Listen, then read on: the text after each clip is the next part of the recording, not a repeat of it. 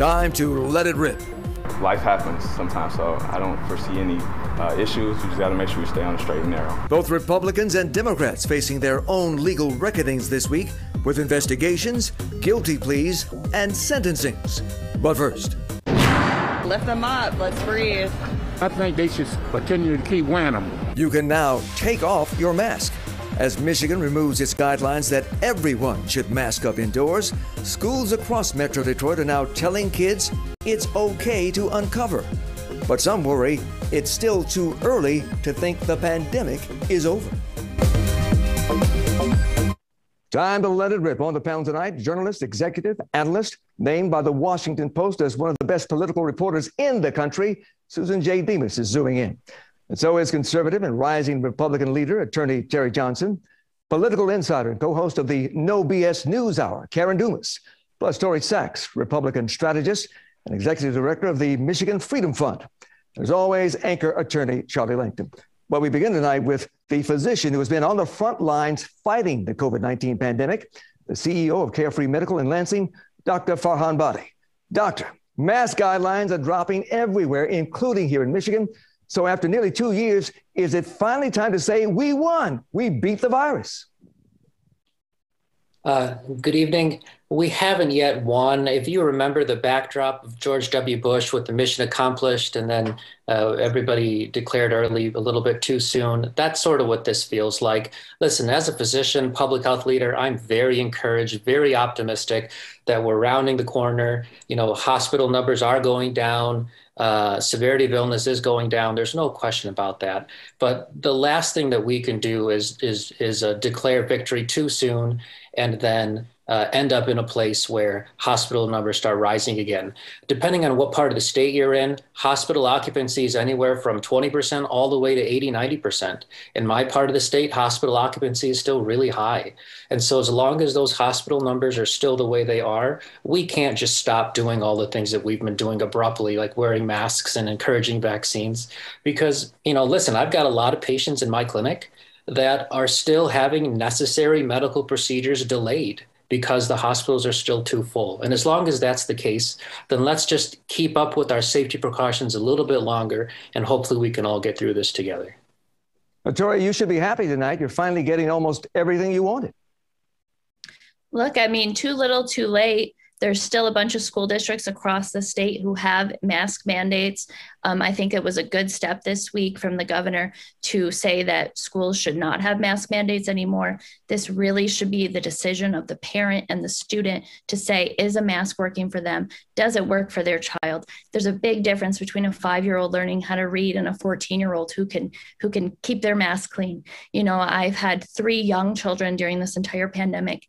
And it breaks my heart to know that there's still students out there who can't see their teachers smile at them. They can't get that positive reinforcement. The mental health crisis, the reading, how far our young children are behind in reading now is outrageous. And it's really time for all school districts to drop the forced masking. And I hope Governor Whitmer encourages them to.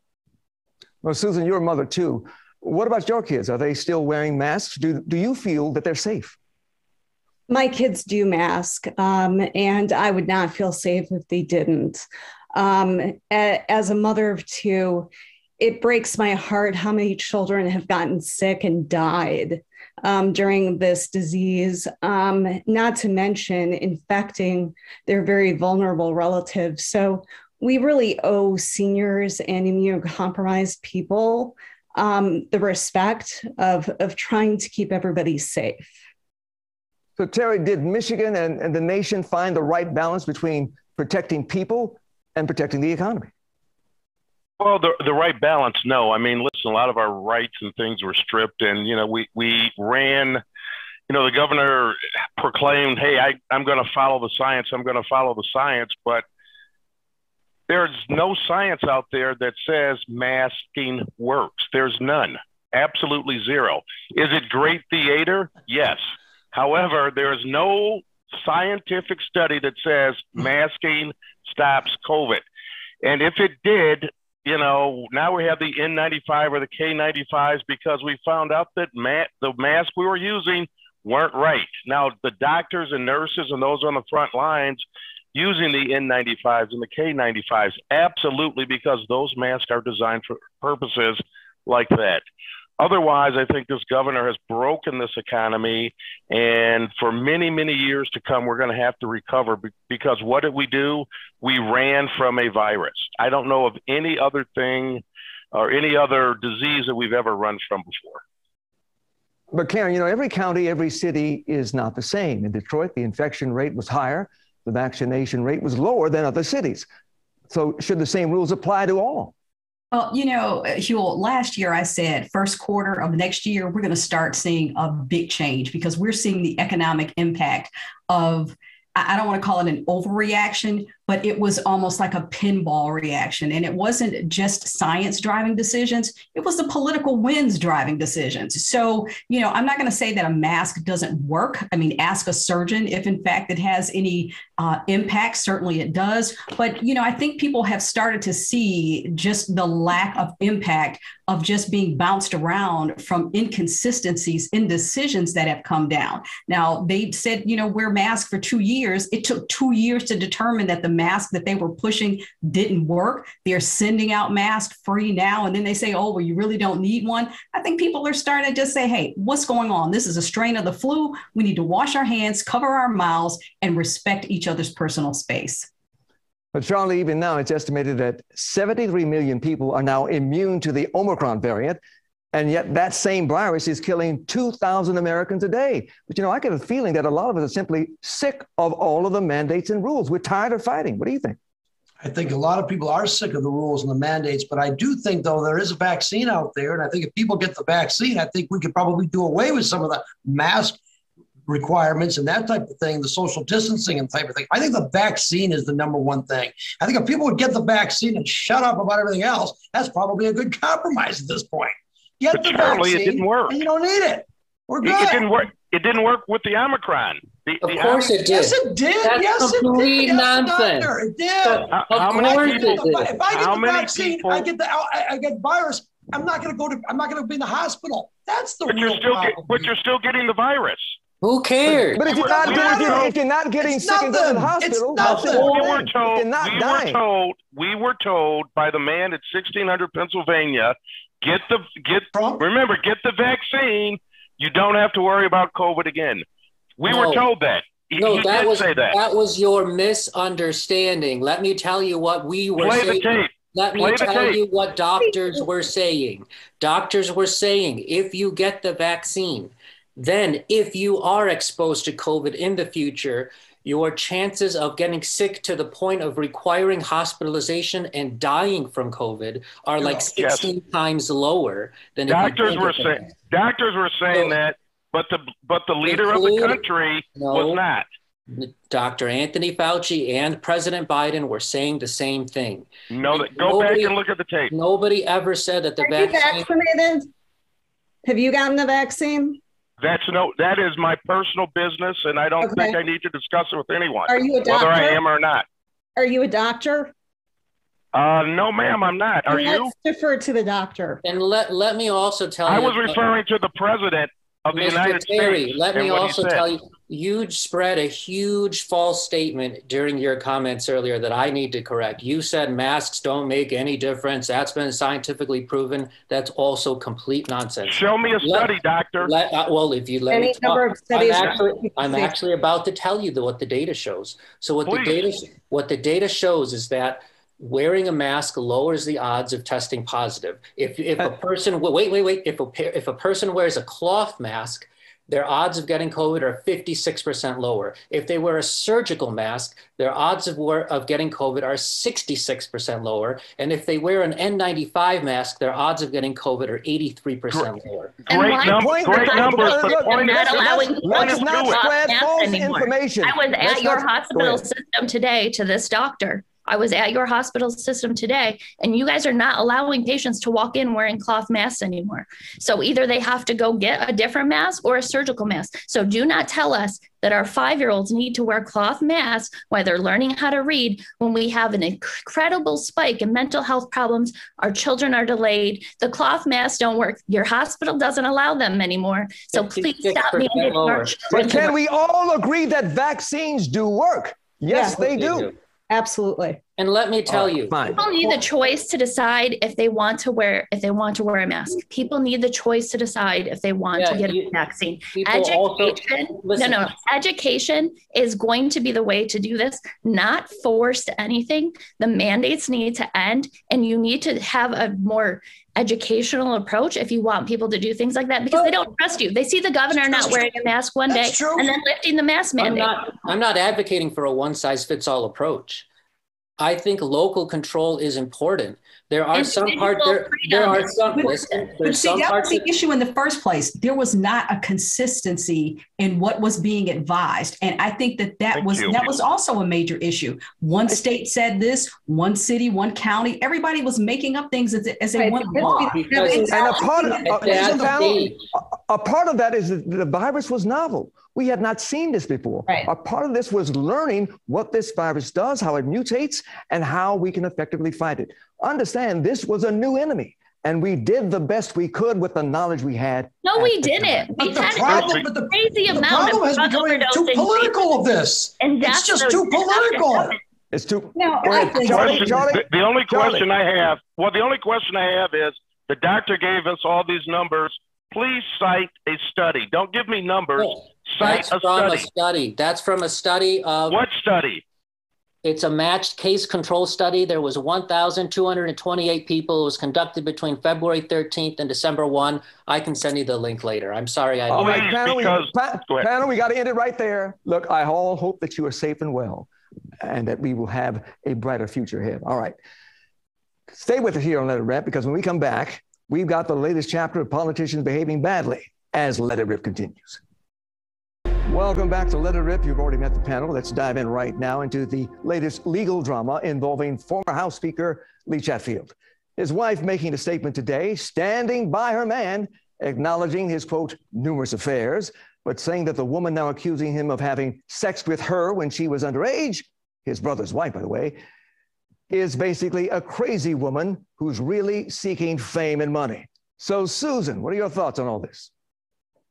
Well, you know, this is one of the more disgusting cases I've ever had to cover, and I've been covering politics for over 20 years. I mean, to have a former Republican House Speaker accused of raping his underage sister-in-law, I mean, this is something that you would expect to see on a TV movie. I'm not really surprised that Lee Chatfield carted out his wife to do the nuts and sluts defense. It's unfortunate. Obviously, that's the best way for him to do it, because nobody wants to attack his wife, who obviously has suffered quite a bit, although certainly not as much as the woman who was raped. But, you know, this case is only going to get worse. The details are just horrific, and there are huge financial issues involved as well. I mean, Lee Chatfield raised money like nobody else in town. Pretty much every Republican got a piece of it. So this is not going away anytime soon. And apparently the accusations of sex also led to possibly illegal money. The state police raided the home of Rob and Ann Menard, who worked for Chatfield for a while and who ran this fund that collected money, a fund that is not required to disclose who gave what or how that money is spent. So, Tori, this could be the bigger scandal. Look, the allegations against the former speaker are disgusting, some of which he's admitted to, even more, just awful. They're terrible. These are the sort of things that make people hate politics, right? You can go back to Clinton, you can go back to Nixon, political scandals, cover-ups, lying. People don't like that.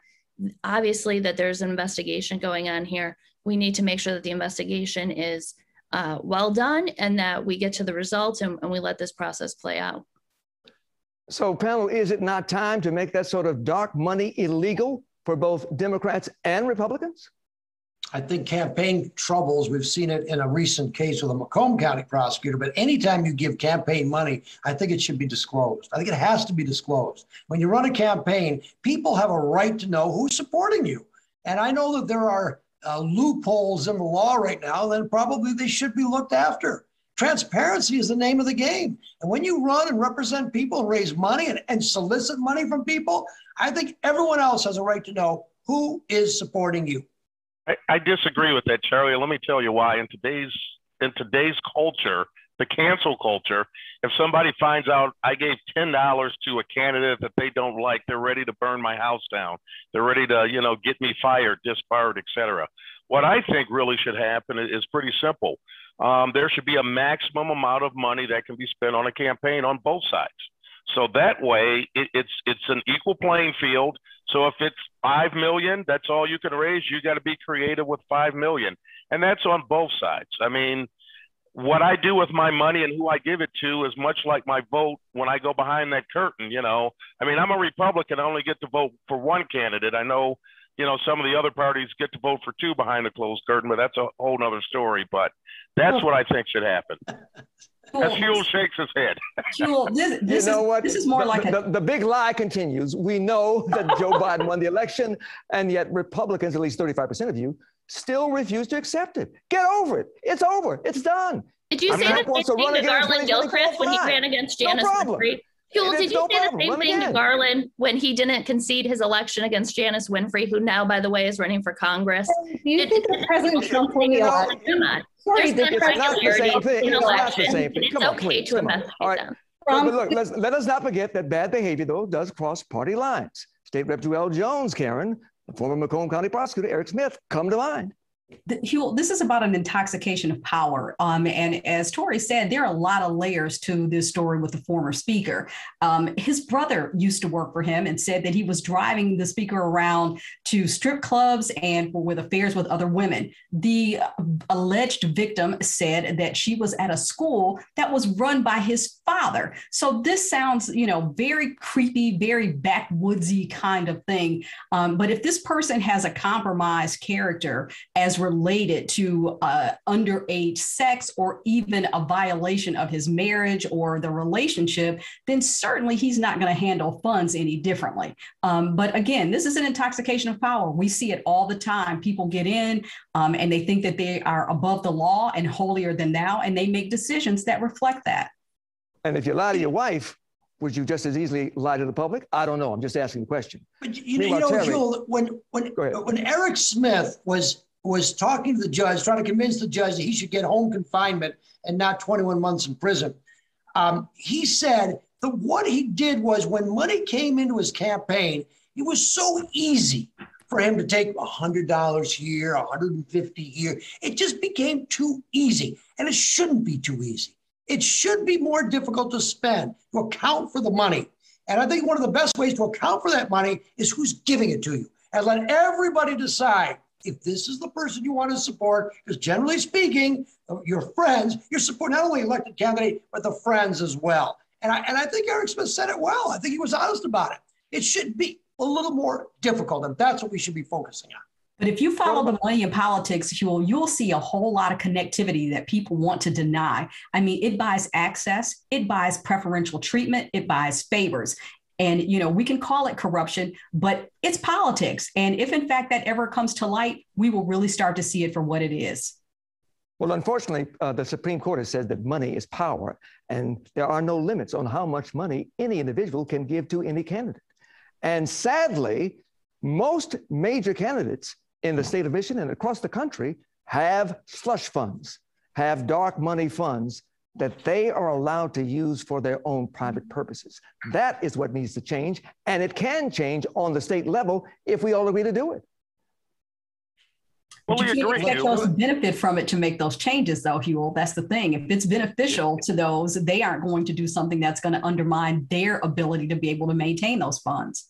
And the other part of that is the people who can make those changes are part of this system that you're talking about. I mean, if you have a politician with $100,000 or $2 million slush fund, why would they shut that off, to do quote unquote the right thing? I mean, we have to get some kind of ballot initiative or something along those lines and keep the politicians out of it. And once they get to Lansing, then we can tell them how to behave. I think it's Terry, I depend on you to start that. Go ahead. I think it's very unlikely that the U.S. Supreme Court would uphold any kind of limits that we would pass here. It has nothing to do with the U.S. Supreme Court. This is how we run our state here. the U.S. And meanwhile, Charlie, you were in the So courtroom. actually, here I am. See, I told you we'd get along today. Here I am agreeing with Susan on the show. Let the record show. That is not going to happen. But look, Democrats were the #1 spender and user of dark money. They always have been historically. In this case, we are talking about a Republican. But let's not forget, this is kind of a problem with term limits, if you will, Jewell. I'm old enough to remember coming up watching the scandal with Kwame, knowing that it was his C4, right? And right or wrong of what happened there or what happened, Chatfield kind of fell into the same type of thing, right? He had a lot of people around him who were not influencing him, you know, or maybe it was him. I guess we'll find out in the investigation. But these are the kinds of things that we need to elect people with integrity. We need to elect people with some kind of experience, and who will really stand up for the people, because there are some good politicians. I know some of you might agree with me. There are some good people out there, and we're not talking about those people because they're doing the right thing every day. They're going home to their wives. They're working for their constituents. Some of them seem good until they get caught. Charlie, you were in the courtroom when Eric Smith broke down in tears as he apologized for what he did. He did, and he apologized to his family. He apologized to the Macomb County people that he represented for 16 years, I think it was. It was a terrible thing. It was very tragic. It really was. I moderated his first debate when he ran for prosecutor. And I've known him for a long time. And it's very sad. We don't want to see that. But I do think he makes the point where it's too easy. Now, he's got another case coming up here with these forfeiture funds. I think it's going to be a little more troublesome for him. It's $600,000 worth of problems. He only had $75,000 worth of problems this last time around. But you got to disclose. I don't think anybody, it should be a nonpartisan issue. Just disclose where you get the money. It's simple. And we have to do that. But character, integrity are what you do when nobody's looking. All right, Terry, I want to bring you into this because you know State Rep Jewell Jones. And I have to wonder if he has been changed by what he's been through now. Well, you know, the interesting thing with Representative Jones is, you know, you go back and what I saw today in court was truly remorse for the first time. You take a young man of that age, and I believe he was 20 and right around that age, 20, 21 when he took that position. And that's, as Karen kind of mentioned earlier, that's a lot of power for a 20 or 21-year-old kid to have with very little experience. And again, did he serve the people of Inkster and that area, that seat? Only those folks know. But what I saw today for the first time was truly what I believe to be remorse.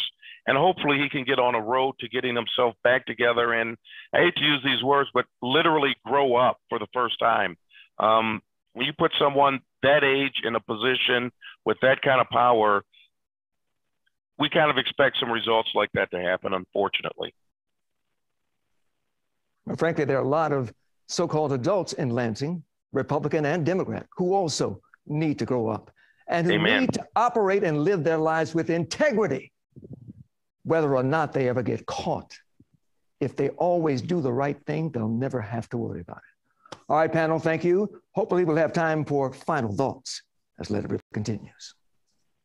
Time for final thoughts, beginning with Susan. Go.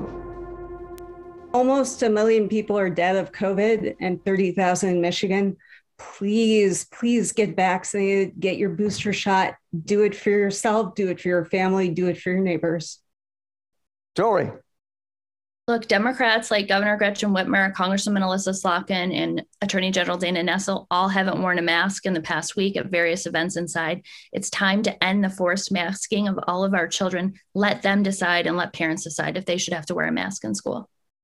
Karen. I think we do elect people that have integrity on both sides of the aisle. I think it's the process. I think we need to stop elevating politicians above normalcy, and we need to have some accountability to make sure that they don't become intoxicated and misled by the perceived power that they have in that seat. Terry. Let's go back to being Americans. Let's get back to things that bring us together, not divide us. We need to do more of that. Unfortunately, we focus so much on division as opposed to unity. And the one thing that really unites us all is things like what Hugh Perkins does at Let It Rip, believe it or not. We are more together than we are apart. So let's unite and not divide. All right, we're out of time. Thank you for your comments, and thank you for watching this edition of Let It Rip.